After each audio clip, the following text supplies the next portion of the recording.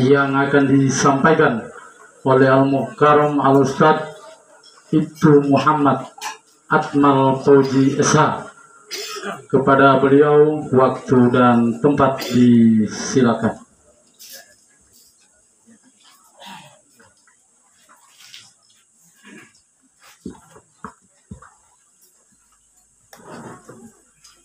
Assalamualaikum warahmatullahi wabarakatuh. Alhamdulillah, alhamdulillahil mujibi da'wat, al-qailu fi mahkamil ayatil bayyinat, wa likulli wijhatun huwa muwalliha fastabiqul khairat. Ashhadu an la ilaha illallah wahdahu la syarikalah, wa ashhadu anna Muhammadan abduhu wa rasuluh khairil khalqi wal karamat. Yang saya hormati ahlul bait, keluarga yang berduka. Di tengah-tengah kita tadi saya bertanya, suami almarhumah masih ada? Keluarga mengatakan suaminya masih ada, Ustaz. Betapa banyak pahala yang didapatkan oleh almarhumah saat ini. Yang pertama, dia tidak langsung menjadi seorang istri Bapak Ibu. Dia tidak langsung menjadi seorang ibu, tapi almarhumah pernah menjadi seorang anak yang soleha. Bukankah kita manusia ini berproses dari kecil menjadi bayi, menjadi anak, menjadi remaja. Saat ini di alam barzah, pahala yang tidak berwujud dalam kehidupan dunia. Saat ini dia menerima pahala yang pertama sebagai anak yang soleha. Ini dulu yang pertama. Kemudian dewasanya dia dinikahkan dengan suaminya tadi. Dia memberikan yang terbaik kepada suaminya, ya Allah. Memberikan semua tenaganya, semua pemikirannya, bahkan meringankan beban suaminya. Ketika semasa ia hidup memberikan kebahagiaan. Yang Rasulullah bersabda, barang siapa yang menjadi istri yang soleha, maka dia boleh masuk surga melalui pintu mana yang ia sukai. Ini dua titel yang dia alami. Kemudian yang ketiga ada anak-anaknya, ya Allah. Anak-anaknya dia sempat melahirkan, pernah pecah ketubannya. Mengalir darah, ditumpahkan antara hidup dan mati. Dia menyandang status yang ketiga sebagai ibu yang soleha. Sehingga itulah, sebagaimana almarhumah saat ini, dia wafat sesuai dengan dimensi Allah, sesuai perjalanan Allah. Dia mengakhiri hidup, bukan dengan akhir hidup yang dia mengakhiri sendiri, tidak. Tapi akhir hayatnya karena kehendak Allah Subhanahu wa Ta'ala. Ini perlu kita bedakan. Mana orang mati karena kehendak Allah, mana dia mati karena mengakhiri hidupnya sendiri. Sehingga itu di tengah sekarang kita mendengar ada beberapa hari yang lalu, ada mereka mati karena bunuh diri. Rasulullah sallallahu alaihi wasallam pertegas, man qatala nafsahu fin nari khalidan mukhalladan fiha abada. Barang siapa yang mereka mati membunuh dirinya sendiri, maka kata Rasulullah dia kekal di dalam neraka untuk selama-lamanya. Nauzubillah summa nauzubillah. Ucap syukur yang tiada pernah terhenti. Teruslah kita mengucapkan syukur, karena setiap hari itu ada yang wafat, Bapak Ibu. Tadi pagi saya melihat berita, ada bayi yang lahir pada hari ini. Ada juga yang wafat pada hari ini. Ada juga yang sakit, ada yang lemah. Alhamdulillah, teman, kakak, saudara saya, tokoh agama, pemerintah, pegawai syar'i, kakanda saya, semua kita Bapak Ibu yang datang pada malam ini. Yang mohon maaf saya tidak bisa sebutkan gelar nama satu persatu. Ustadz, apakah kami yang datang pada malam takziah pada hari ini mendapatkan pahala niat kebaikan? Dapat. Sebelum saya meletakkan kopiah ini, sebelum saya memasang surban ini, Bapak Ibu sebelum menggunakan kerudung, jilbab dan lain sebagainya, bukankah kita start dari rumah kita sudah niat? Rasulullah bersabda, innamal a'malu binniyati. Sebelum kau melakukan kebaikan, baru niat yang keluar daripada lisan, maka sudah jatuh vonis kebaikan bagimu. Nah, kita tiba di sini dalam keadaan sehat walafiat. Insya Allah sebentar kita kembali ke rumah masing-masing. Allah tibakan dalam keadaan sehat walafiat. Amin. Ustadz, saya datang hanya bisa mengatur kursi Ustadz. Ustadz, saya datang hanya bisa memasang rumbai meja, mengatur tenda. Wahai kita semua yang telah berbuat baik, jangan pernah kau remehkan sekecil apapun kebaikanmu. Karena tidak ada yang tahu kebaikan mana yang mengantarkan kita ke surganya Allah Subhanahu wa Ta'ala. Bapak Ibu yang datang pada malam ini, bukan cuma hari ini. Dari hari pertama ada yang memandikan jenazahnya, mengkafani, mensolatkan, bahkan mengangkat keranda jenazahnya untuk kita makamkan. Rasulullah bersabda, Barang siapa yang mengurusi jenazah dari awal sampai akhirnya. Kita semua ini Bapak Ibu, barang siapa yang mengurusi jenazah dari awal sampai akhirnya, maka mereka mendapatkan pahala bagaikan satu kirat, satu gunung yang besar. Allah berikan pahala bagi mereka. Nah coba kalau pahala gunung ini kelihatan. Ini ada orang tua saya, kakanda saya, lebih tua mungkin dari saya. Coba kalau saya tanyakan beliau, sudah berapa kali menghadiri takziah, mendoakan orang yang wafat, mendoakan menghibur mereka yang berduka, mengubur, memakamkan, memandikan jenazah, mensolatkan mereka. Sudah berapa kali? Mungkin orang tua di hadapan saya mengatakan ratusan, Ustaz, tak boleh saya hitung. Tapi coba kalau pahala gunung itu kelihatan Bapak Ibu, maka bumi tidak akan cukup menampung pahala manusia. Bumi akan penuh baru dengan satu pahala manusia. Bumi tidak akan cukup menampung pahala manusia.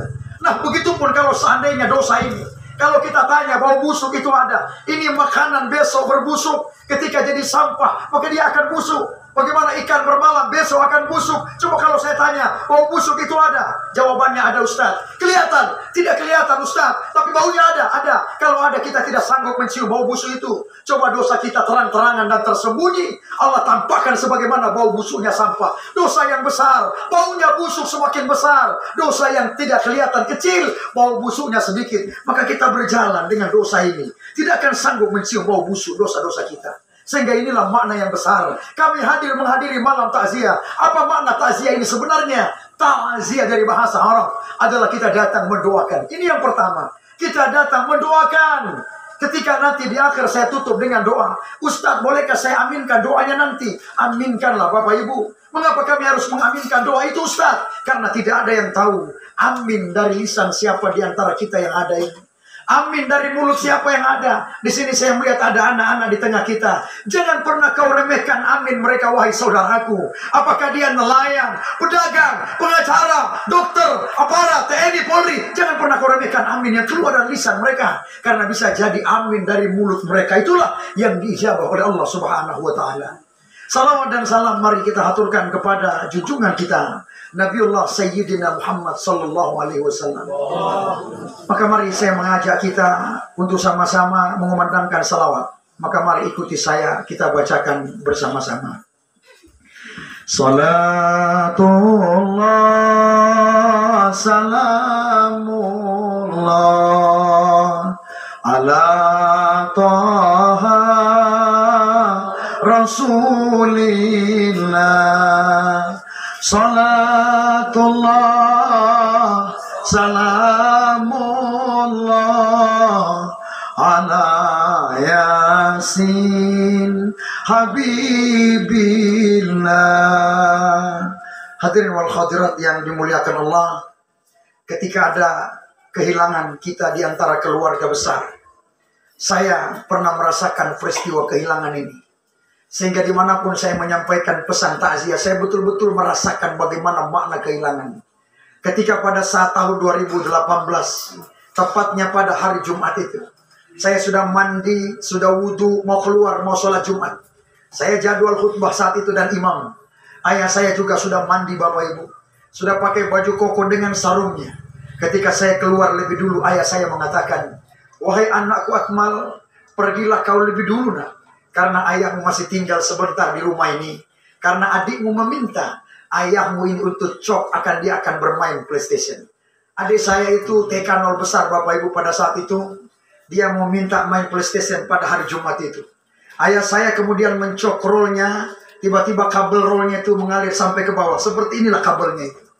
Akhirnya pada saat dicok itu, ini rollnya, ada rollnya di situ. Ketika dicok televisi kabelnya ke sana, adik saya mengatakan, papi, bahwa strom tidak masuk ke dalam TV ini. Akhirnya ayah saya tidak bisa lagi mencabut yang ini sebenarnya. Dalam hitungan manusia kita cabut dulu ini, baru kemudian kita betulkan saklar itu. Tapi ayah saya tepat jam 11.30 pada hari Jumat itu. Kemudian mencapai jam 12 saya menunggu ayah saya. Saya menatap ketika saya khutbah, saya menanti di mana ayah. Di mana engkau tak kunjung datang sampai hari ini. Akhirnya setelah itu saya tiba-tiba disodorkan menjadi imam. Perasaan saya semakin gundah gulana. Gelisah perasaan saya. Di mana ayah? Di mana engkau yang tak biasanya ketika saya khutbah biasanya kau sudah datang? Apakah kau pindah di masjid yang lain? Tapi saya melihat pada waktu itu kalau harus pindah ke Masjid Agung Baitur Rahim. Kebetulan rumah saya di Biau. Kalau ayah saya harus pindah ke masjid sebelahnya, mungkin agak jauh Bapak Ibu. Sementara Masjid Hunto sudah lebih dekat dengan situasi pada saat itu. Namun tak sengaja, ayah saya mengambil obeng yang tidak ada gagangnya. Dan kemudian menancapkan pada rol itu. Dan pada saat ditancapkanlah pada rol itu, ayah saya meregang nyawa. Dan pada saat selesai saya salam, perasaan saya semakin tidak enak. Akhirnya datang tetangga mengatakan, Ustaz, datanglah dulu ke rumah. Lihatlah ayahnya Ustaz telah terbaring tidak berdaya. Saya tetap berhusnuzan, berbaik sangka. Harapan saya bahwa itu tidaklah mungkin terjadi begitu cepat. Ketika peristiwa begitu cepat datangnya kematian itu, saya merasakan mungkin ini belum terjadi bagi saya. Tapi itu saya baru melihat ayah saya yang lagi senyum, mandi, mau sholat Jumat, sudah wudhu Bapak Ibu. Sudah pakaian koko dengan sarungnya, namun tangannya masih basah selesai wudhu pada saat itu. Akhirnya pada saat itu saya melihat kondisinya. Masih ada kabel yang ini saklar masih ke atas. Saya turunkan saklar itu. Saya masuk, saya meraba ayah saya telah tiada. Disitulah pada saat itu mulai saya merasakan bahwa kematian itu pasti datangnya. Kematian yang tidak harus izin kita semuanya tak ada. Tapi ketika dia datang, maka datanglah kematian itu. Faiza jaa ajaluhum la yastakhiruna sa'ah. Ketika saat kematian itu datang, maka tiadalah bisa kau majukan dan kau mundurkan. Setelah hari pertama dimakamkan, saya doakan hari ketiga, 4, 5, 6, 7 saya tahlilkan. Hari 40, hari ke-100, bahkan kapanpun saya tahlilkan, saya doakan. Karena makna tahlil itu adalah doa. Halala yuhallilu tahlilan. La ilaha illallah. Itu adalah perintah Allah. Wazkurullaha katsira. Berzikirlah engkau sebanyak-banyaknya untuk mengingat aku. Setelah berlalu masa itu, apakah kelisan saya, kerinduan saya begitu hilang? Tidak Bapak Ibu. Terima kasih saya mengucapkan kepada saudara yang telah datang. Terima kasih yang telah menghibur perasaan saya. Setiap malam takbiran itu ada. Mengapa selalu bergetar perasaan saya? Selalu saya merinding ketika mendengar suara takbir itu dilantunkan. Saya selalu menghitung di mana kursi yang hilang. Di mana ayah saya pernah ada ya Allah. Di mana ayah saya menyambut ketika saya kecil berlari. Anakku Akmal sini kau nak. Ketika ayah saya lahir, ketika saya masih kecil, ayah saya mengazankan saya, Bapak Ibu. Ayah saya menimang saya, menggendong saya. Tapi pada saat itu berganti peristiwa. Sayalah yang mengazankan engkau, ayah. Saya mengangkat kembali jenazahmu untuk dimakamkan. Setelah peristiwa pada malam itu takbir berkumandang. Setiap tahun Bapak Ibu, meskipun ayah saya telah tiada 2018 kemarin, setiap kumandang takbir pada malam itu. Allahu Akbar, Allahu Akbar, Allahu Akbar. La ilaha illallah, Allahu Akbar. Allahu Akbar walillahil hamd. Apa yang ada dalam hati saya? Saya akan mengingat hati Allah, dia hati papa. Tidak ada ayah saya lagi saat ini, tak ada ayah. Di mana ayah? Ibu saya mengatakan tak ada lagi suamiku. Di mana dia? Saat ini begitupun apa yang dirasakan keluarga ini. Begitupun tahun depan, kemarin mereka masih ada ibunya. Tapi tahun depan hati Allah, dia hati mama. Tidak ada ibu, tidak ada istri saya. Apakah kita harus berlarut dalam kesedihan ini? Sehingga inilah makna yang besar kita datang sebagai mendoakan rasa peduli kita kepada teman kita yang lagi berduka ya Allah. Maka kami datang mengobati rasa kesedihanmu. Dan yang ketiga kami datang menghibur kepada keluarga yang berduka. Disinilah makna taziah yang bisa menghadirkan kita ratusan orang. Ini kalau saya hitung kita yang hadir ini bukan cuma 40 orang Bapak Ibu. Lebih dari 40 orang. Rasulullah bersabda 40 orang saja mengaminkan setiap doa atasmu. Maka doa sudah diijabah oleh Allah Subhanahu wa ta'ala. Almarhumah adalah orang yang baik. Kita semua yang datang ini adalah orang yang baik. Insya Allah doa kebaikan akan terus mengalir kepada almarhumah di alam barzahnya. Amin ya rabbal alamin. Dari mana almarhumah ini berada? Maka sedikit saya akan menceritakan dari mana almarhumah ini berada. Proses manusia kita pernah ada di alam yang pertama adalah alam rohiyah. Sebelum kita masuk ke alam roh ini, kita pernah ada pada dimensi alam yang tidak ada raga, tidak ada jasad, tidak ada roh, belum ada kedua-duanya. Belum diciptakan dan belum juga disatukan. Terjadi dialog dulu tanya jawab antara Allah dengan malaikat-malaikatnya. Allah berfirman di dalam Al-Quran, wa iz qala rabbuka lil malaikati inni ja'ilun fil ardi khalifah, kata Allah.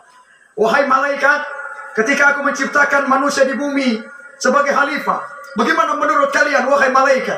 Malaikat kemudian menjawab, qalu ataj'alu fiha may yufsidu fiha wa yasfiku dima aw nahnu nusabbihu bihamdika wa nukaddisu lak. Ya Allah, kalau kau ciptakan manusia di bumi, tidak usah Manusia itu lalai, manusia itu akan mengabaikan. Tidak perlu kau ciptakan manusia, cukup kami malaikat saja yang senantiasa bertasbih mengagungkan namamu. Itu jawaban malaikat. Kemudian Allah meneruskan firman-Nya, qala inni a'lamu ma la ta'lamun. Wahai malaikat, sesungguhnya aku Allah mengetahui apa yang tidak kalian ketahui. Persiapan almarhumah ibunda kita dan kita semua ini antri di alam yang pertama adalah alam rohiyah. Masuk. Kita antri dari zaman Nabi Adam, terus. Rasulullah Muhammad, kakek orang tua kita, kakak. Dan kita masuk antri. Di alam yang pertama adalah alam rohiyah. Apakah kita ketika di alam roh ini, apakah kita berhayal bagaimana alam rahim dulu? Tak ada yang tahu. Tapi ketika di alam roh adalah nyata. Alam rahim hanyalah cerita. Tahu-tahu kita lahir pindah lagi ke alam rahim. 40 hari kita berada di dalam darah. 40 hari kita berada di dalam air. 40 hari kita berada di dalam daging. 120 hari Allah tiupkan roh ini, pindah kau kembali ke alam yang kedua. Adalah alam darah, air dan daging. 120 hari pindahlah kita. Setelah kita pindah ke alam rahim lagi, kita lihat ke belakang. Alam roh adalah cerita, alam rahim adalah nyata. Setelah kita berada di alam rahim, alam dunia, apakah kita berhayal dulu bagaimana dunia ini? Ada mall, ada pohon kelapa, ada lautan, ada rumah, ada tetangga. Tak ada yang bisa berhayal. Tapi tahu-tahu kita keluar lagi ke alam dunia. Alam rahim hanyalah cerita yang kecil membungkus kaku tidak berdaya. Sekarang alam dunia adalah nyata. Sekarang kita di alam dunia kembali, alam barzah. Bagaimana saat ini? Alam barzah masih cerita saat ini. Tapi bagi ibunda, teman, saudara kita almarhumah, alam barzah adalah nyata. Alam dunia hanyalah cerita. Kita kapan menunggu perguliran waktu Allah gulirkan? Kullu nafsin za'iqatul maut. Setiap makhluk bernyawa pasti mengalami yang namanya kematian. Ada yang datang bertanya kepada saya, Ustaz, apakah kematian itu mereka tahu datangnya? Saya panggil, wahai teman saudara, merapatlah ke sini. Saya akan menjawab pertanyaan saudaraku. Yang pertama, mengapa ketika mereka harus tahu kematian kita? Kalaulah seandainya kita tahu bagaimana kematian kita, maka tidaklah mungkin ada tragedi Stadion Malang Kanjuruhan. Ratusan supporter bola, mereka berbondong-bondong menonton bola pada malam itu. Ada aparat polisi yang berjaga pada malam itu. Kalaulah seandainya mereka tahu akan mati malam itu, maka tidaklah mungkin mereka datang nonton di stadion pada malam itu. Kalaulah seandainya kakak beradik ini yang tahu dia akan mati menjelang maghrib di permandian Lombongo. Bapak Ibu pernah dengar ada kakak beradik yang meninggal tenggelam di permandian Lombongo? Pernah dengar? Coba kalau kakak beradik ini tahu dia akan mati di sana pada maghrib itu, maka tidaklah mungkin mereka datang mau mandi di sana, Bapak Ibu. Kalaulah seandainya seorang gubernur, anaknya Ariel, dia tahu pada pagi itu akan perpisahan terakhir dengan anaknya, maka tidaklah mungkin seorang gubernur mau biarkan anaknya Ariel keluar pada hari itu. Namun dia tidak tahu peristiwa apa selanjutnya. Bahkan pada hari itu dipandang wajahnya ganteng kauna, sungguh indah kauna, didoakan, disisir, dicium pipi kanannya oleh kedua orang tuanya. Mereka tidak tahu itu adalah penghantaran anaknya untuk pergi selama-lamanya. Coba, ada lagi yang bertanya, Ustaz, mengapa manusia ini harus mati, tidak hidup terus? Saya jawab yang pertama, kullu nafsin za'iqatul maut. Setiap makhluk bernyawa pasti mengalami yang namanya kematian. Itu yang pertama. Yang kedua, coba kalau tidak ada kematian, Bapak Ibu kemarin, minggu kemarin kita diviralkan berita. Ada oma-oma yang berjalan di samping jembatan. Tiba-tiba disambar oleh mobil, dia terlempar jatuh di bawah jembatan. Ada kita dengar WA-nya. Coba kalau kematian, tidak ada kematian pada saat itu, Bapak Ibu. Bagaimana rasa sakit yang dirasakan oleh oma ini, hati Allah. Tersiksa benturan keras. Coba juga kalau tidak ada kematian. Bagaimana genangan pada saat itu Ariel, kakak beradik yang meninggal, yang tenggelam mereka dengan kapal dan lain sebagainya. Semua nama dia telah sebutkan. Allah, ayah, ibu, teman, saudara, semua nama dia sebutkan. Tak ada yang bisa mendengarkan pada saat itu kecuali Allah Jalla Jalalu. Allah angkat penyelamatan pada saat itu. Ya ayyatuhan nafsul mutmainnah, irji'i ila rabbiki radiyatan maradiyah, fadkhuli fi ibadi wadkhuli jannati. Wahai jiwa-jiwa yang tenang, kembalilah engkau ke hadirat Allah Subhanahu wa taala. Bawalah semua amal ibadahmu dan masuklah engkau ke dalam surganya Allah Subhanahu wa taala. Coba kalau tidak ada kematian, akhir derita. Jadi kematian apa definisinya? Kematian bukan akhir perjalanan, tapi akhir kehidupan dunia. Sehingga itu ada orang yang mati mengakhiri dirinya sendiri, Mereka mati bunuh diri, mereka mengira bahwa hidup ini kematian itu akhir. Tidak. Itu hanya kehidupan dunia. Tapi kau buka masalah baru di alam barzah. Kau akan disiksa dengan sekeras-kerasnya. Jadi Ustaz, apakah dia mati itu takdir? Matinya dia adalah takdir. Tapi peristiwa dia menggantungkan dirinya, itulah yang menyebabkan dia masuk ke dalam nerakanya Allah Subhanahu wa ta'ala. Sehingga Allah juga melarang di dalam Al-Quran surah An-Nisa ayat 29. Wala taqtulu anfusakum. Janganlah kalian mengakhiri hidupmu sendiri. Ada suatu kisah ketika Rasulullah dihadapkan ada pemuda yang banyak anak panah di dada pemuda ini. Kemudian sahabat membawakan pada Rasulullah, ya Rasulullah, pemuda ini mati di medan pertempuran melawan kaum kafir Quraisy. Dia adalah ahli surga. Rasulullah menjawab, bukan. Dia bukan ahli surga, tapi dia ahli neraka. Rasulullah kemudian menjawab, bertanya kepadanya kembali, apakah kalian tahu mengapa dia sebagai ahli neraka? Kemudian sahabat bertanya, kami juga heran, mengapa kau mengatakan demikian ya Rasulullah? Rasulullah menjawab, coba cari teman yang bersama dengannya ketika di medan peperangan. Akhirnya teman yang tadi dipanggillah ke hadapan Rasulullah. Rasulullah bertanya, wahai kaukah temannya yang meninggal ini? Temannya menjawab, ya Rasulullah saya. Coba kau ceritakan dengan kejujuranmu. Akhirnya pemuda ini menjawab, ya Rasulullah, pemuda yang terhunus anak panah di dadanya.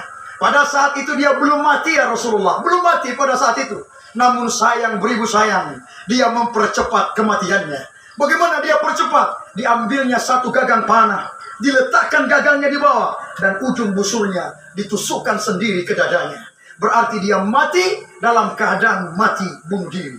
Man qatala nafsahu finnari khalidan mukhalladan fiha abada. Barang siapa yang mereka mati bunuh diri, maka dia kekal di dalam neraka untuk selama-lamanya.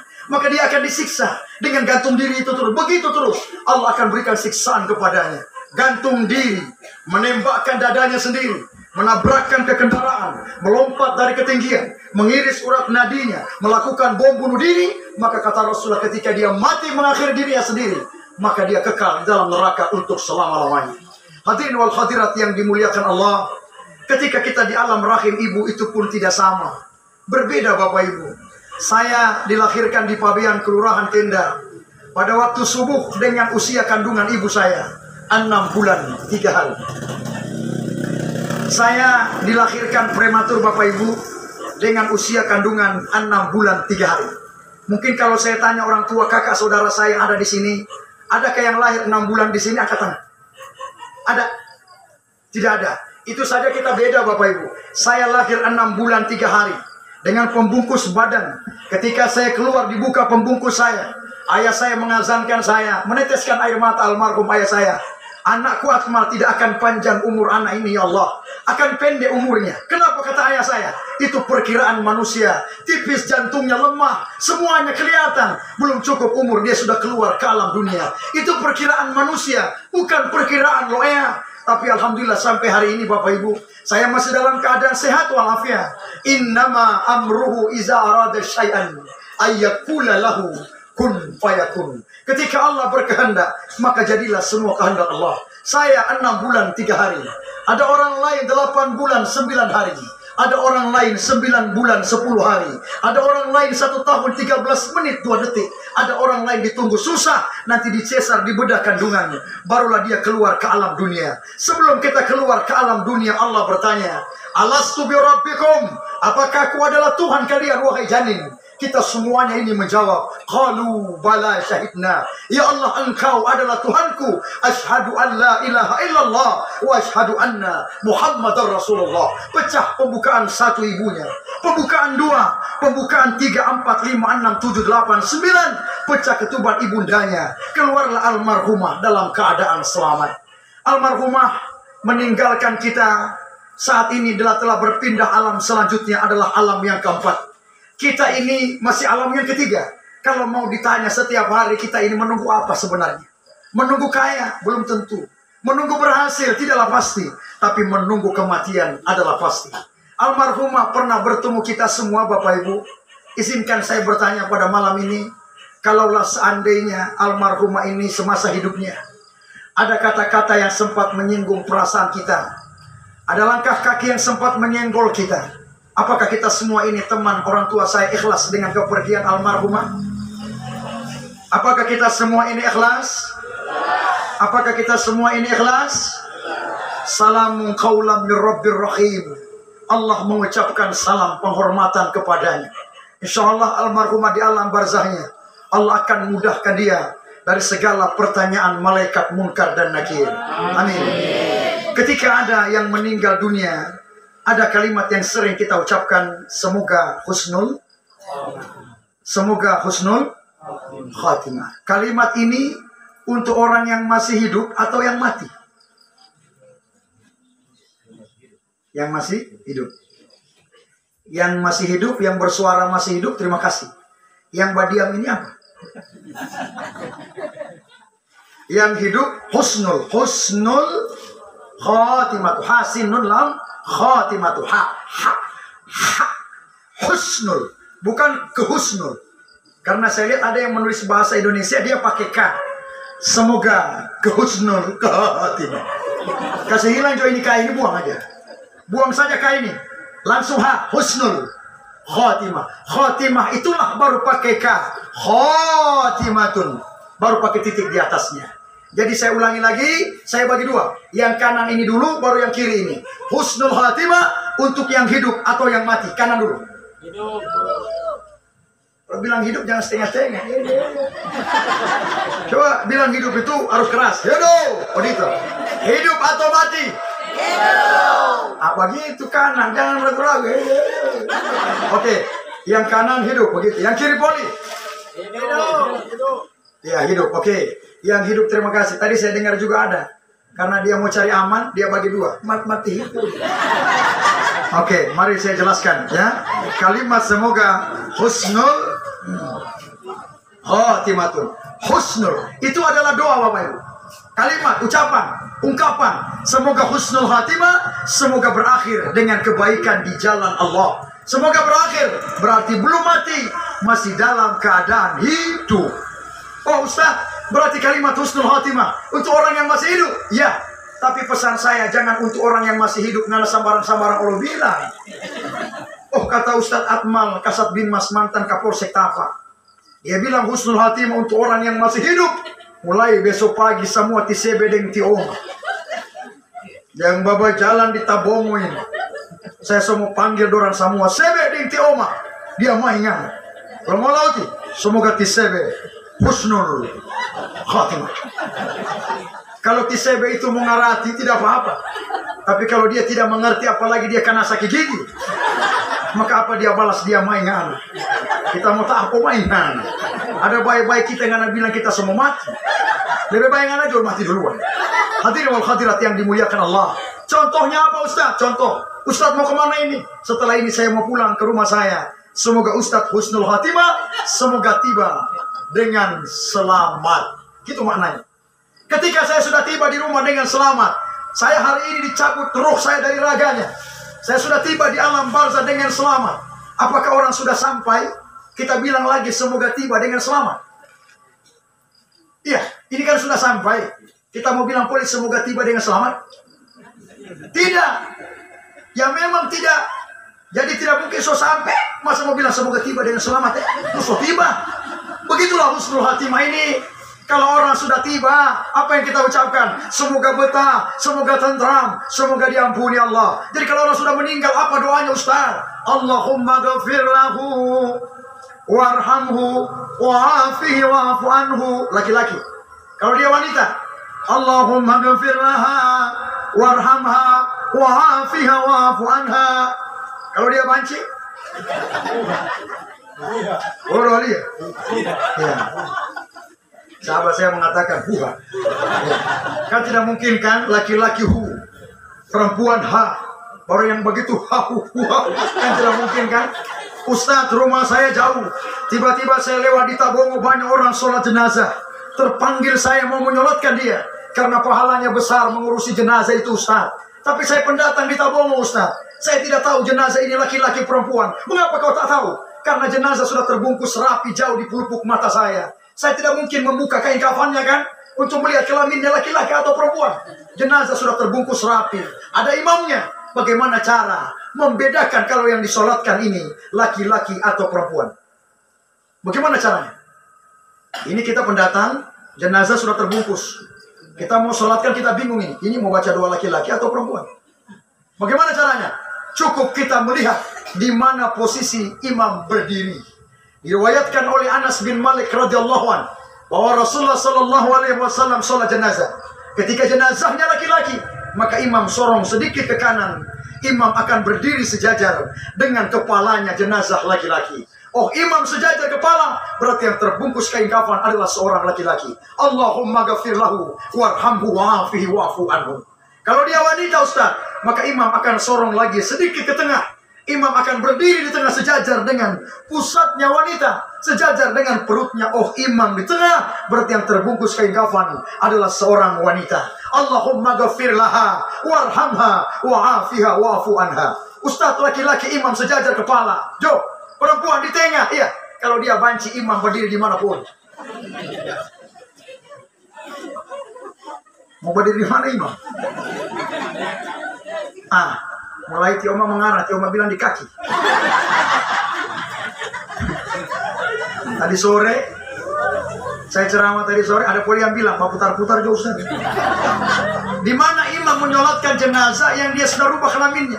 Maka imam akan bertanya pada keluarga, almarhum ini dilahirkan sebagai apa pertama kali? Ketika dia lahir laki-laki, di dunia dia menjadi orang kaya, dia operasi kelamin menjadi wanita. Ada itu. Bapak Ibu sudah nonton dan tahu siapa dia. Dia lahir laki-laki, di dunia menjadi orang kaya, dia operasi kelamin menjadi wanita. Sebelum meninggal dia pesan keluarganya, sholatkan saya sebagai wanita ya. Tidak boleh kawan yang merubah kelamin, kau sendiri bukan Allah. Maka kita sholatkan dia sesuai tarik dengan benang di awalnya, sebagaimana dia kelahiran pertama kali. Bapak Ibu sudah tahu dan sudah mengerti. Bagaimana kalau dia lahir dua kelamin, Ustaz? Ada itu Bapak Ibu. Saya liburan dari pondok pesantren, kebetulan saya santri alumni pondok pesantren Al Khairat Palu. Guru saya langsung Al Habib As-Sagab bin Muhammad bin Idrus bin Salim Al-Jufri radhiyallahu anhu. Cucu daripada guru tua Al Habib Idrus bin Salim Al-Jufri. Seketika saya pulang liburan ke rumah tante saya. Tante saya sakit, dibawa ke rumah sakit. Di sebelah ruangannya ada bayi lahir dua kelamin. Di atas laki-laki, di bawah perempuan. Kalau demikian kelahirannya sekaligus Allah berikan kepadanya. Dan kemudian dia wafat, dia meninggal dunia. Kita sholatkan boleh salah satu di antaranya. Bisa sebagai laki-laki dan bisa sebagai perempuan. Atau kita ambil yang mana dominan, yang dia bawa semasa hidupnya. Karena biasa yang dua kelamin itu biasanya hanya salah satu saja yang bisa berfungsi. Apakah dia kelamin laki-lakinya atau kelamin wanitanya. وَلَنَبْلُوَنَّكُمْ بِشَيْءٍ مِّنَ الْخَوْفِ وَالْجُوعِ وَنَقْصٍ مِّنَ الْأَمْوَالِ وَالْأَنفُسِ وَالثَّمَرَاتِ وَبَشِّرِ الصَّابِرِينَ الَّذِينَ إِذَا أَصَابَتْهُمْ مُصِيبَةٌ sama-sama qalu inna lillahi wa inna ilaihi raji'un. وَلَنَبْلُوَنَّكُمْ بِشَيْءٍ مِّنَ الْخَوْفِ وَالْجُوعِ. Sungguh benar kata Allah, aku akan menguji hambaku dengan sesuatu. Yang pertama minal khauf, ketakutan. Yang kedua wal ju'i, rasa lapar. Bapak Ibu, rasa takut ditimpa musibah. Rasa takut dihilang ketinggalan, ditinggalkan orang-orang tercinta. Rasa takut melewati kegelapan malam. Rasa takut melewati kuburan.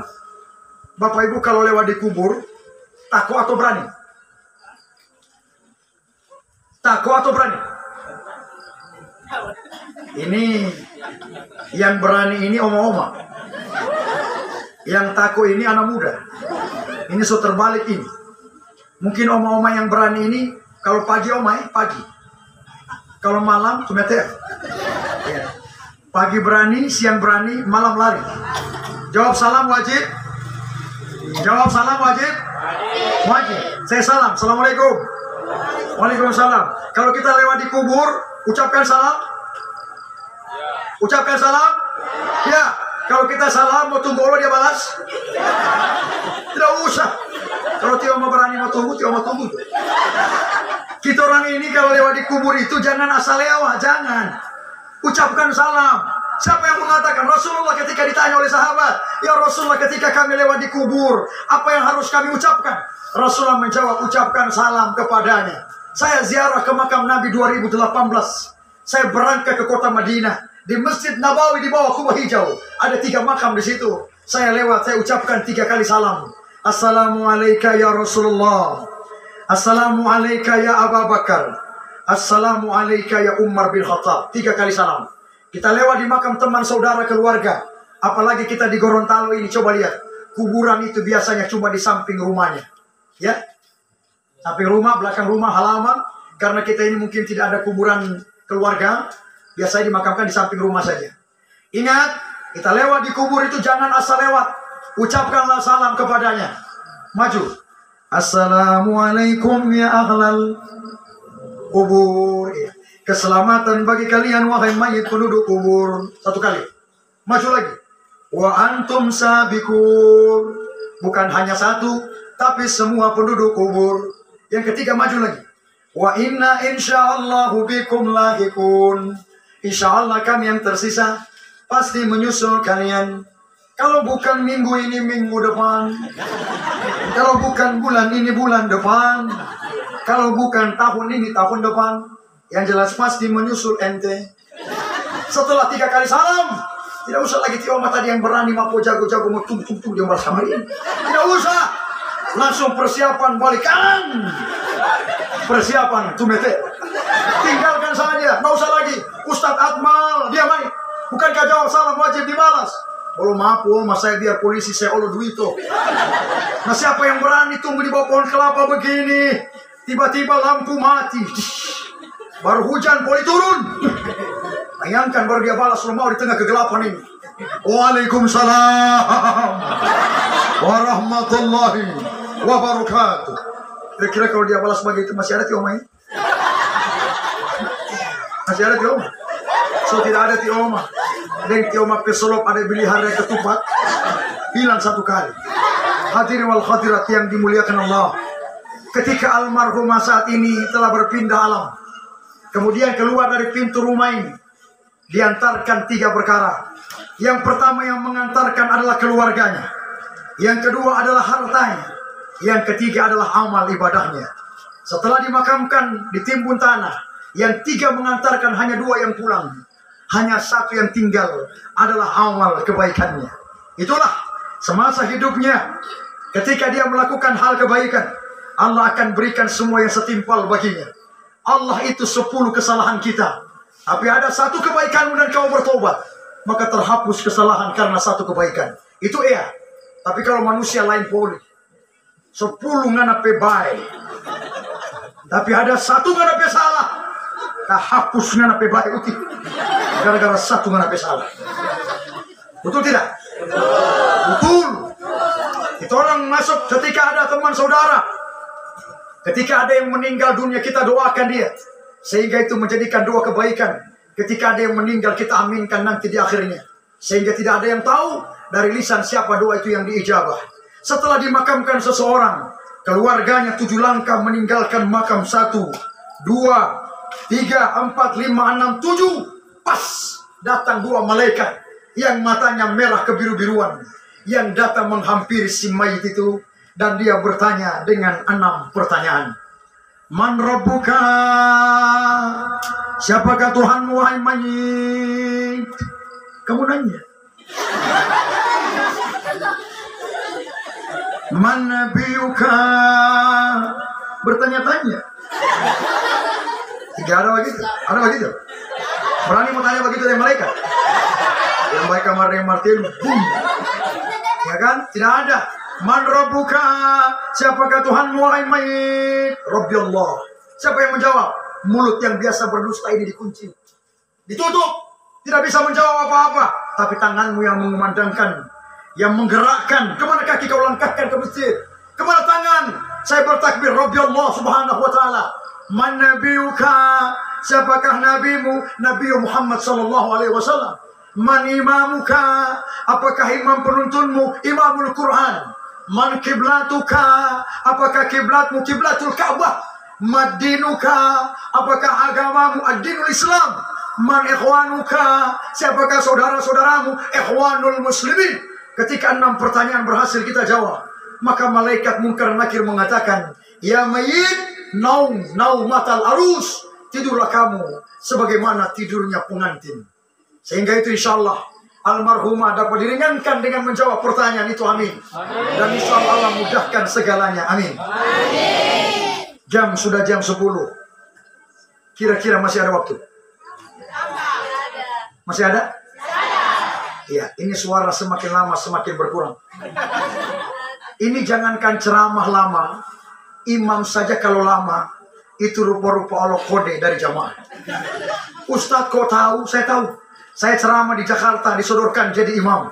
Saya ceramah di Surabaya, di mana-mana di seluruh Indonesia ini. Saya disodorkan jadi imam. Di Masjid Agung Baitur Rahim di kota saya disodorkan jadi imam. Saya pernah coba baca doanya pendek, aminnya Allah pendek. Saya baca doanya panjang, aminnya Allah panjang. Saya pernah tes yang pendek. Allahumma hamdan sakirin wa hamdan naimin hamdan yuafi ni'amah wa yukafiru mazidah. Selesai itu saya pulang, saya dengar aminnya orang. Amin. Aminnya bagus, suaranya lembut, intonasinya enak. Tapi saya pernah baca doa, saya kasih panjang doanya, saya kasih lama ayatnya, aminnya Allah panjang. Amin. Ini fakta ini. Ini fakta. Benar ini. Karena yang ketahui Allah ini pengalaman. Tidak usah itu, ini bulan Muharram. Saya doakan insya Allah di bulan Muharram kita dipanjangkan Allah umur. Bisa bertemu lagi dengan Ramadan tahun ini dan tahun depan. Ya. Ini bulan Muharram. Inilah salah satu tanda almarhumah pelepasan wafatnya secara husnul khatimah. Wafat pada bulan yang baik, pada tahun yang baik. Sehingga insya Allah menjadi doa kebaikan baginya. Ketika coba kalau kita masuk pada tarawih 20 rakaat, kita pertama kita pasang apa? Telinganya. Ustaz, aduh. Tuh. Kalau imamnya begini nadanya. Allahu Akbar. Bismillahirrahmanirrahim. Alhaakumut takasur hatta zurtumul maqabir kalla sawfa ta'lamun summa kalla sawfa ta'lamun. Kalau begitu startnya imam 20 rakaat. Kita sudah membayangkan dalam otak ini, Masya Allah gagah ini imam. Mantap. Kalau boleh ayah, dia terus saja imam 30 hari ke sana. Jangan ganti-ganti dia ayah. Kenapa jangan ganti-ganti? Karena gagah dia speed 9. Model tendangan lo Messi Argentina. Karena yang ketahui Allah ini suka Allah yang begitu. Jangan ada dusta di antara kita. Karena Ustadz Allah suka yang begitu. Ustadz, bolehkah saya baca ayat itu cepat? Boleh, tak ada yang melarang. Bolehkah saya baca ayat itu dengan satu nafas? Boleh, tak ada yang melarang. Tapi pesan saya, jangan asal cepat. Harus jelas makharijal hurufnya. Harus jelas tajwidnya. Harus jelas tumakninanya. Jangan model orang bakumu. Allah. Jangan model orang baku dusu itu. Jadi harus jelas. Tapi jangan Allah terlalu lama. Mentang-mentang saya alumni pondok pesantren. Mentang-mentang saya dai nasional yang beberapa waktu kemarin mewakili Provinsi Gorontalo. Dari 504 peserta 7 bulan pertandingan, dai polisi saya diterbangkan ke Jakarta. Alhamdulillah, mewakili Gorontalo menjadi juara 1 se-Indonesia. Ketika misalkan saya mentang-mentang itu, mentang-mentang saya alumni pondok, mentang-mentang saya qari, saya baca tarawih 20 rakaat, model kalam ilahi. Bapak Ibu dengar kalam ilahi? Bagus suaranya tadi? Intonasinya bagus? Bagus. Kenapa bagus? Karena itu indah, tidak asal baca. Itu ada tangga nadanya. Ada bayati, ada hijaz, ada nahwan, ada soba, ada ras, ada jiarka, ada jawabul jawab. Dia tutup lagi dengan bayati. Nah coba kalau tarawih 20 rakaat, saya baca model kalam ilahi itu. Ustaz? Aduh. Boleh. Saya tidak peduli. Mau di belakang TCB ada kolesterol, pohon. Mau di belakang Ti Oma ada asam urat, pohon. Siapa suruh saya diundang di sini? Maka saya bacanya, saya tidak tahu diri. Mulai saya start. Allahu Akbar.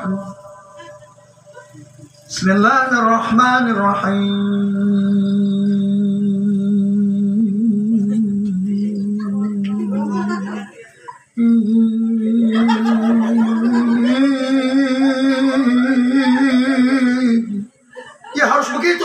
Kan qari. Harus begitu dong bacanya. Tapi coba kalau saya imamnya begitu, saya jamin semua ini mengatakan dalam hati, Masya Allah Ustadz Akmal gagadaan nadanya madelo nada ringtone Pak. Bagus. Tapi belum mampu Pak Ustadz, baru bismillah ente 1 jam. Percaya pada malam itu kita hadir begini banyak.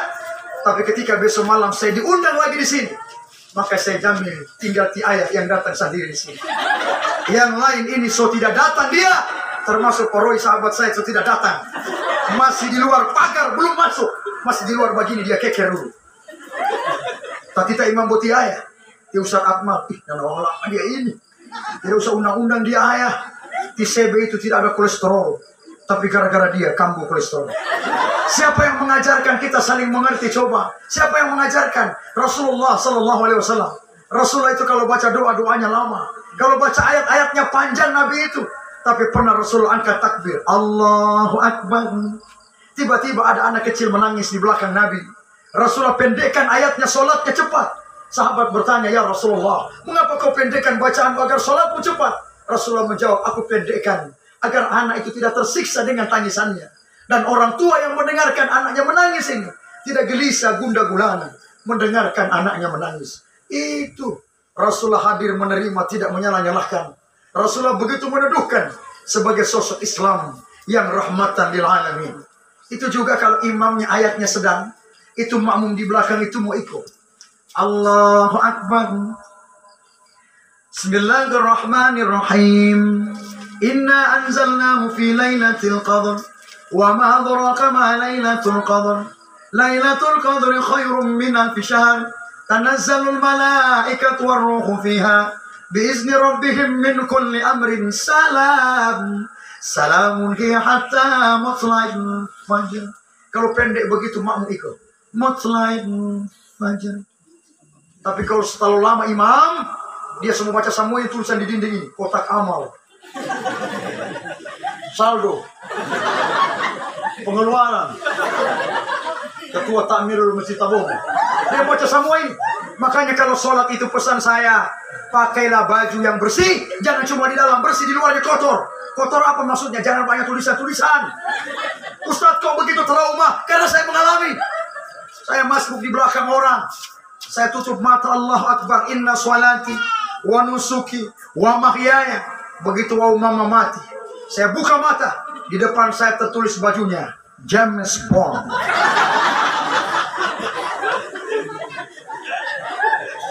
Mau dapat baca tidak? Dapat baca tidak? Dapat baca. Makanya kalau pakai baju jangan lupa-lupa. Apalagi saya pernah lihat itu Rolling Stone. Dan DP gambar lidah lagi. Ini kita udah berapa baca semua ini semua. Rolling. Baca semua. Makanya itu jangan kau pakai baju yang aneh-aneh. Kalau ibu-ibu tidak usah dikhawatirkan. Kalau di atas putih, tengah putih, semuanya seragam. Itu ibu-ibu. Kadang jilbabnya putih, lipstiknya Allah putih.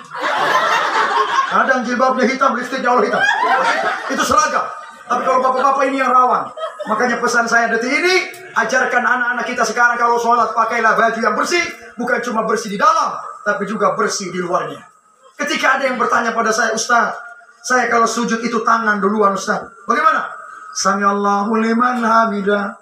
Allahu Akbar. Tangan dulu, baru lutut, baru kepalanya. Ada lagi saya Ustaz kalau mau sujud itu lutut duluan, baru tangan, baru kepalanya. Mana yang benar ini Ustaz? Tangan dulu atau lutut duluan? Saya ceritakan riwayat. Rasulullah mengatakan, Sallu kama ra'aitumuni usolli. Salatlah kalian sebagaimana kalian melihat aku salat. Diriwayatkan pada saat Rasulullah salat, ada sahabat yang bersama Rasulullah. Abu Hurairah di belakang Rasulullah. Ketika pada saat itu Rasulullah sujud, pakai tangan duluan. Sami Allahu liman hamidah. Allahu Akbar. Tangan dulu, baru lutut, baru kepalanya. Abu Hurairah meriwayatkan, Rasulullah sujud pakai tangan duluan, baru lutut, baru kepalanya. Berarti boleh pakai tangan duluan, baru lutut, baru kepalanya. Dalam riwayat yang lain ada lagi Rasulullah sholat. Ada sahabat di belakangnya Wail bin Hujur. Melihat Rasulullah sujud, pakai lutut duluan, baru tangan, baru kepalanya. Sami Allahu liman hamidah. Allahu Akbar. Lutut dulu, baru tangan, baru kepalanya. Kesimpulannya, boleh pakai lutut duluan, boleh pakai tangan duluan. Yang tidak boleh apa Ustaz? Asal jangan NTP kepala yang duluan. Berarti basalto, makoprol. Kalau anak muda, kita ini anak muda sebagian besar. Itu kalau sujud itu pakai tangan. Kadang pakai tangan, pakai lutut. Kalau kita yang kuat, kita pakai lutut. Kayak saya pakai lutut. Kenapa masih kuat? Tapi coba kalau orang tua, hati opa-opa. Dia turun bukan pakai lutut, pakai tangan. Sami Allahu liman hamidah. Allahu Akbar. Apalagi dia ada kolesterol berat, maka dia turun pakai tangan. Sehingga itu jangan kau salahkan. Ini tidak beda dengan saya, ini tidak boleh, ini semua. Jangan. Karena tentu itulah semua adalah referensinya. Bagaimana kita menyempurnakan sholat kita untuk kita menghadap Allah Subhanahu wa Ta'ala. Ketika di dalam peristiwa kematian itu, bagaimana rasa sakitnya Ustaz? Rasulullah mengatakan, ketika peristiwa kematian itu ada yang disebutkan dengan sakaratul maut, innalillahi sakarat. Bahwa kematian itu ada yang disebutkan dengan sakaratul maut, sakitnya seperti 300 kali cincangan pisau yang tajam. Ya, set, set, set, cincangan 300 kami tidak sanggup. Dan doa yang diajarkan kita, Allahumma hawwin alaina fi sakaratil maut. Minta keringanan ya Allah pada saat proses sakaratul maut. Kenapa minta ringan? Karena kami tidak sanggup 300 bacokan. Kalau boleh ringankan bagaikan irisan silet, set, tahu-tahu mati. Atau ringankan bagaikan tusukan jarum pentul, tahu-tahu mati. Atau ringankan bagaikan cabutan benang di antara kain sutra yang dia ringan seringan-ringannya. Almarhumah tadi saya bertanya pada keluarga, bagaimana proses pencabutan roh almarhumah? Begitu ringan Pak Ustaz, begitu mudah Allah lepaskan. Itulah akhir dengan penuh kebaikan, dengan penuh kenikmatan, sehingga itulah akhir dengan cara pelepasan secara husnul khatimah. Di hadapan saya, di samping kiri saya melihat ibu-ibu ada. Di tengah ini bapak-bapak banyak. Di samping ini ibu-ibu ada. Di dalam ibu-ibu bapak-bapak juga ada. Pesan saya sebagai akhirnya, ketika ada suami istri di sini, jagalah keharmonisan rumah tangga. Ingat, karena kematian itu tidak kita tahu kapan datangnya. Apakah suami lebih dulu atau istri lebih dulu? Ketika suami masih ada dan istri, maka sampaikan kepada suami, Ustaz, suami saya tidak ada di sini malam ini, sehingga tidak mendengar ceramah dari Ustaz. Kalau suami ada di rumah atau istri ada di rumah, suaminya di sini, sebentar pulang sampaikan pada istri dan suaminya, Pak, tadi saya mendengar ceramah Ustadz Akmal tadi Pak, bahwa kita suami jangan pernah pudar kasih sayang sebelum Allah yang memisahkan kalian. Ketika suami dan istri ada di sini, wahai para suami, sayangi istrimu selamanya, pujilah dia selamanya. Karena tidak ada yang tahu perpisahan itu siapa yang lebih dulu antara suami dan istri. Begitupun ibu-ibu, saya berpesan, sayangi suamimu sepanjang masa dan pujilah suamimu sepanjang waktu. Jangan memuji suami hanya berdasarkan tanggal muda dan tanggal tua saja. Tanggal muda, rupa-rupa dia bilang, tipe apa ini gagah, tipe apa ini ganteng. Tanggal muda karena semua terima gaji. Tapi begitu tanggal tua, hati orang pai tua mau bertanya mama, tipe orang, betul. Minimal ikuti bagaimana cara menyambut. Itu hadisnya menyambut Rasulullah itu dengan kalam, kata-kata yang baik. Tapi ada ibu-ibu bukan di sini boleh. Tapi ibu-ibu yang di luar sana, ketika suaminya datang langsung dia sambut dengan cercaan. Semua dia gas. Bayangkan kalau suamimu datang hanya tinggal kenangan, hanya tinggal namanya. Makanya ibu-ibu ketika menyambut suami, pakai baju yang bagus, pakai daster yang bagus, pakai busana muslimah, kalau boleh harum. Ya, Khadijah itu pakai baju harum lagi. Bayangkan, tapi ada ibu-ibu bukan di sini boleh. Tapi yang di luar sana menyambut suami pakai daster model tembakan salvo. Bocor di sini. Bocor di sini. Bocor di belakang. Semua bocor. Yang lebih parah bukan cuma bocor Ustaz, babau asap itu daster. Yang lebih parah bukan cuma babau asap Ustaz, molosino itu daster. Ini yang ketawa ini kayaknya pengalaman. Ya, itu suami itu bapak ibu tidak tahu ya. Itu suami-suami ini, mereka itu ketika kalian tidur, mereka ini bangun sholat tahajud. Mereka ini berdoa untuk istrinya. Ini bapak-bapak ini, mereka ini berdoa untuk kalian. Apalagi kalau istri anak tidur, dia bangun, ya Allah, berikan saya umur yang panjang agar aku bisa membahagiakan istri dan anak-anakku. Itu dua suami ini. Ada lagi dua suami yang kedua, ya Allah, berikan saya rezeki yang banyak agar aku bisa membelikan istriku alat, agar dia dapat mengukir garis kuning. Saya bilang garis kening, ibu-ibu di bawah sana sobat kuhaga begini. Jangan-jangan nganapi alis mata Ustaz lihat. Ya memang ibu-ibu itu kadang alis matanya ini menyesuaikan gelombang. Yang pertama gelombang tangga nada, yang kedua gelombang umurnya. Kalau dia 17 alis mata masih di bawah, 20 dia so angka sedikit, 40 dia angka lagi, 70 dia so angka model gunung Tilong Kabir. bukan ibu-ibu di sini, bukan. Saya bilang begitu, ada urusan begini, kita semua hapus. Tidak bisa.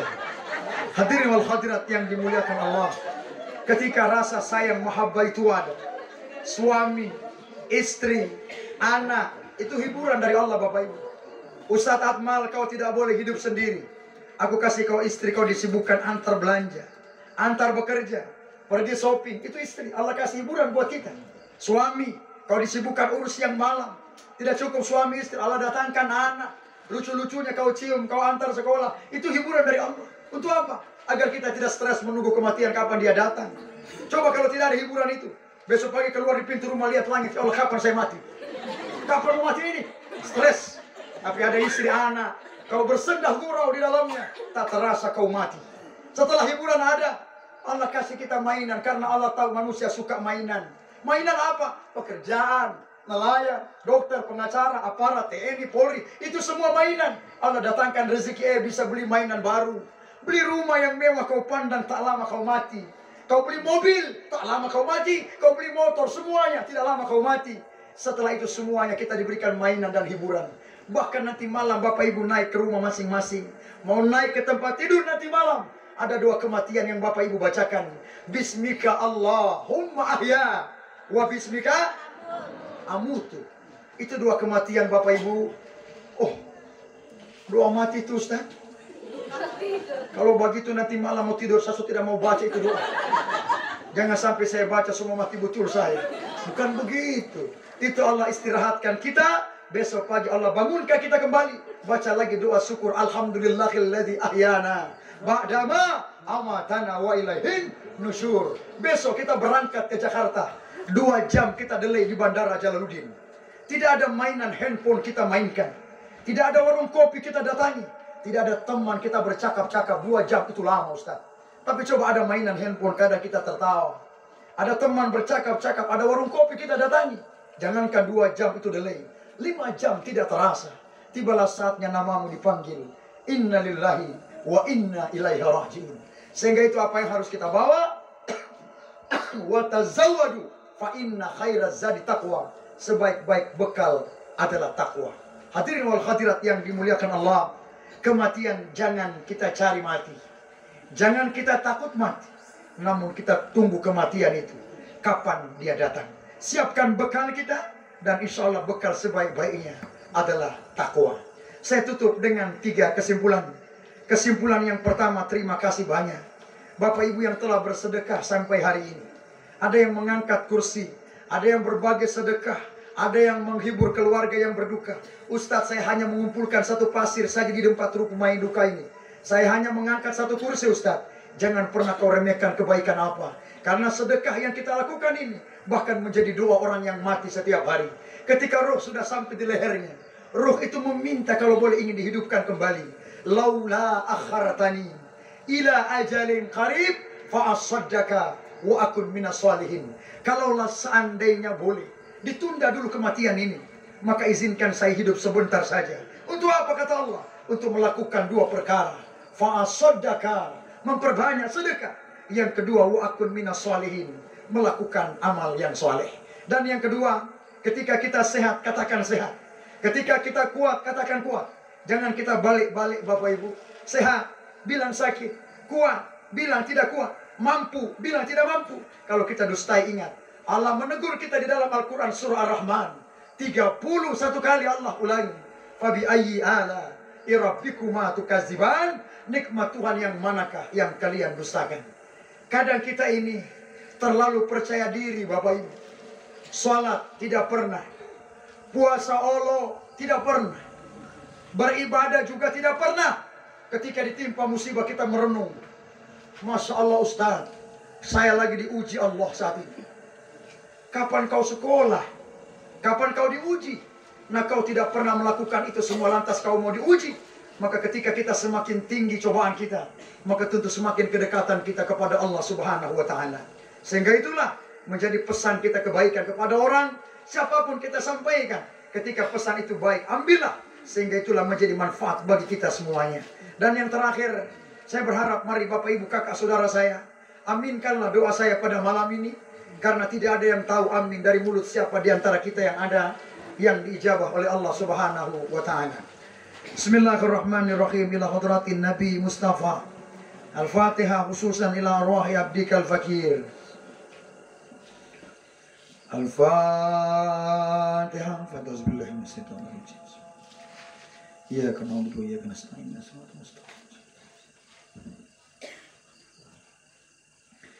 Bismillahirrahmanirrahim. Allahumma ya Allah ya Rahman ya Rahim ya Malikal Mulki ya Zal Jalali wal Ikram. Allahumma salli wa sallim wa barik ala Sayyidina Muhammadin fil awwalin wal akhirin. Allahumma ya Allah ya ayyatuhan nafsul mutmainnah irja'i ila rabbiki radiyatan mardiyah fadkhuli fi ibadi wadkhuli jannati. Inna lillahi wa inna ilaihi raji'un. Allahumma barakatan fil kubur, amin. Wa ni'matan fil kubur, amin. Wa salamatan fil kubur, amin. Allahumma ghafir laha warhamha wa'afiha wa'fu anha. Rabbi ghafir lana wa liwalidayna warhamhuma kama rabbawna shighara. Allahumma ya Allah makbulan du'ana. Sami'na du'ana birahmatina fi majlisina hadha.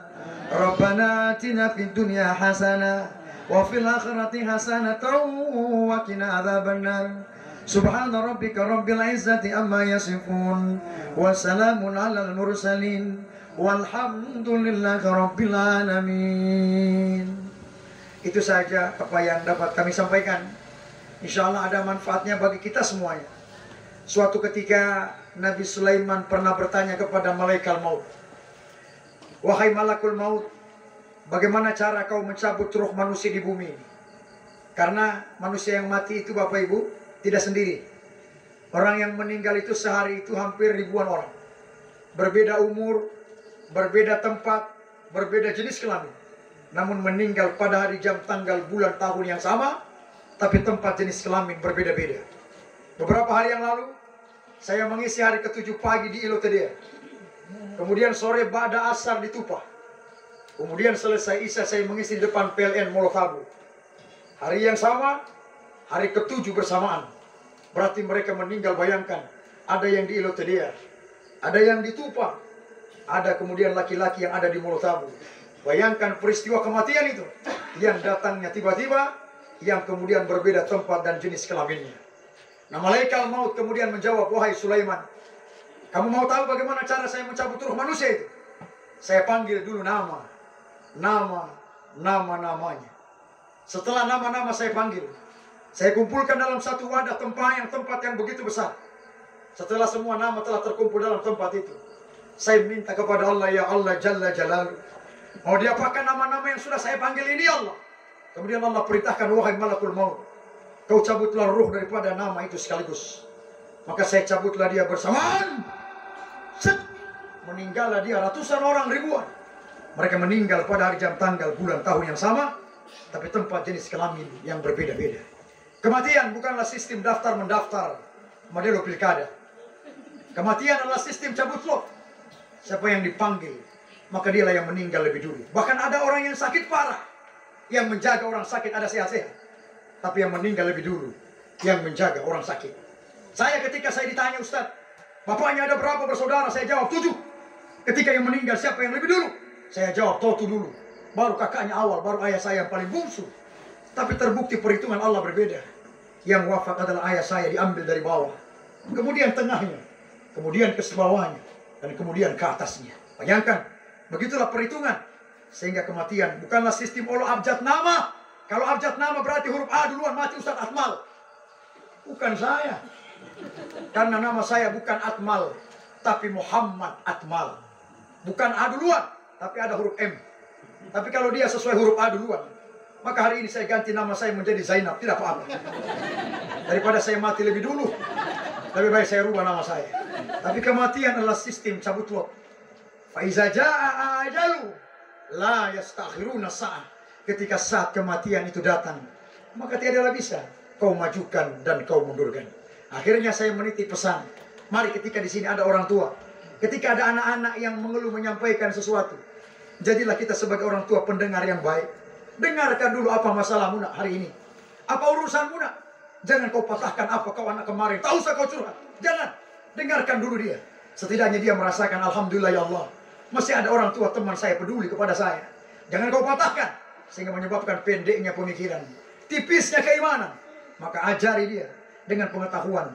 Dengan pembelajaran. Bahwa peristiwa bunuh diri dilarang oleh Allah Subhanahu wa ta'ala. Dan Rasulullah tegas menegaskan.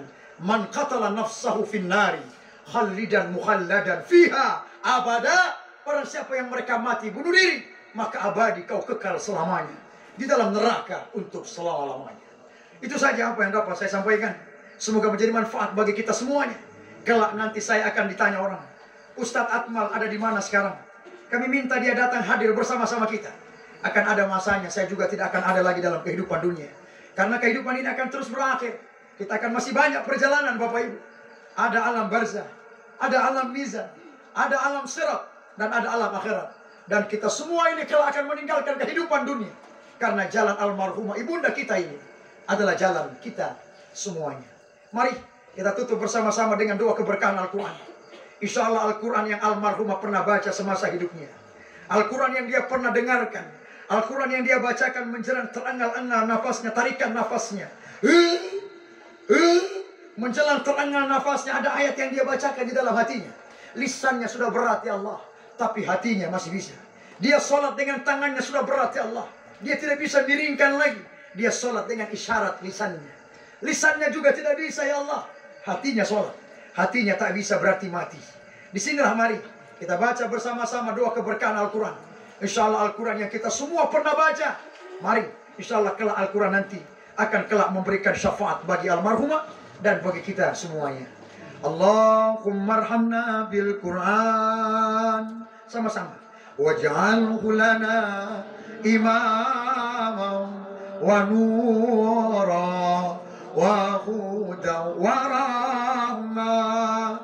Allahumma zakirna minhuma nasina wa 'allimna minhuma jahilna warzuqna tilawatahu ana al-laili wa atrafan nahar waj'alhu lana hujjatan ya rabbal alamin.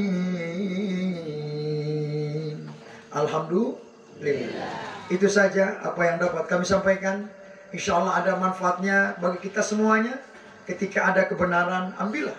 Ketika ada khilaf, manusia tidak luput dari salah dan lupa.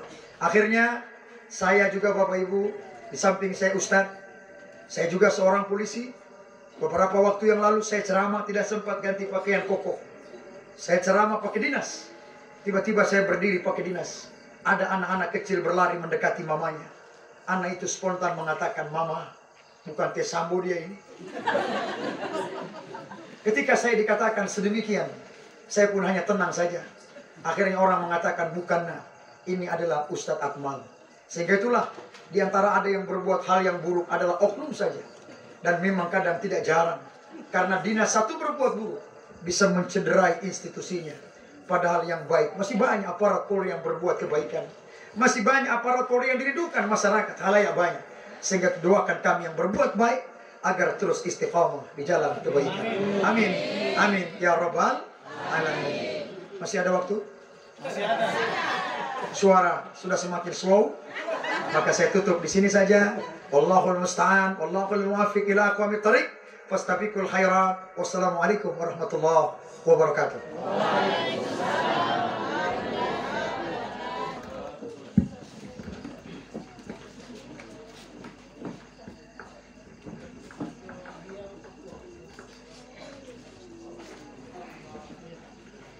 Demikian ceramah agama yang dikemas dalam kata-kata tajiyah yang sudah dibawakan disampaikan oleh Al-Ustadz Al-Mukarram Bapak Ibtu Muhammad Akmal Fauzi Esa. Mudah-mudahan apa yang sudah disampaikan menjadi tibar buat kita dan bisa kita implementasikan pada kehidupan kita sehari-hari.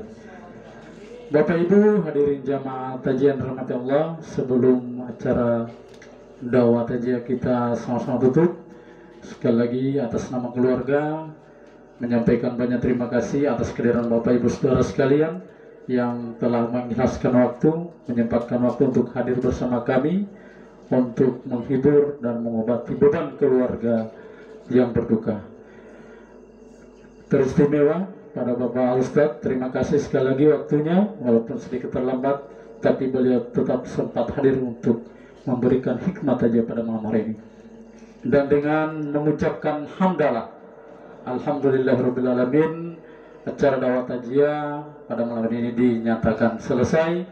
Wallahu muwaffiq ila aqwamit thariq. Wassalamualaikum warahmatullahi wabarakatuh.